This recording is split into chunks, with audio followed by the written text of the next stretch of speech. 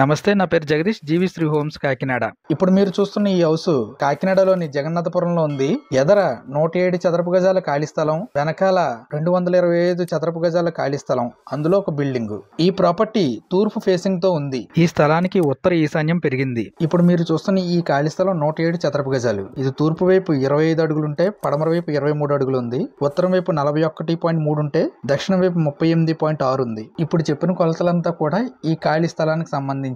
ఇప్పుడు మీరు చూస్తున్న ఈ బిల్డింగ్ 225 చదరపు గజాల్లో ఉంది. ఇది తూర్పు వైపు 45 అడుగులు ఉంది, పడమర వైపు 44.7 ఉంది, ఉత్తరం వైపు 48.8 ఉంటే, దక్షిణం వైపు 41.1 ఉంది. ఇది 225 చదరపు గజాలు. ఉత్తరం వైపు 3.5 అడుగులు సెట్ బ్యాక్ వదలడం జరిగింది. ఇది మొత్తం 4 పోర్షన్ల ఇల్లు.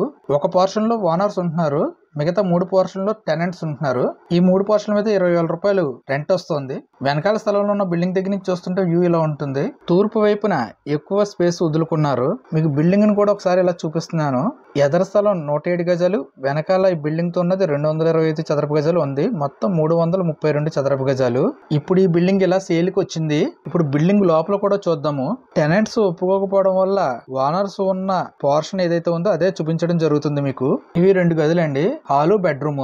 మీకు టైల్స్ అవి వేయించుకున్నారు, అలాగే పిఓపి కూడా చేయించారు. ఈ ఏరియాలో గజం 25,000 నుండి 30,000 మధ్య జరుగుతుంది. ఈ ఇంటికి దగ్గరలో ఎంఎస్ఎన్ చార్టీస్, Andhra polytechnic, MSN degree college, అలాగే చిన్న మార్కెట్, మున్సిపల్ సెంటర్ దగ్గరలో ఉంటాయి. సామా పబ్లిక్ స్కూల్, భాషన్ school, Aditya, Skylark, Aryan schools దగ్గరలో ఉన్నాయి. ఈ ప్రాపర్టీ గురించి మిగతా విషయాలు ఏమైనా తెలుసుకోవాలనుకుంటే స్క్రీన్ మీద నెంబర్ ఇవ్వడం జరుగుతుంది. ఈ వీడియో మీకు నచ్చినట్టయితే గనక లైక్ చేయండి, షేర్ చేయండి, సబ్స్క్రైబ్ చేయండి, బెల్ బటన్ ప్రెస్ చేయండి. నోటిఫికేషన్ రూపంలో ముందుగా నా వీడియోలు మీకు వస్తాయి.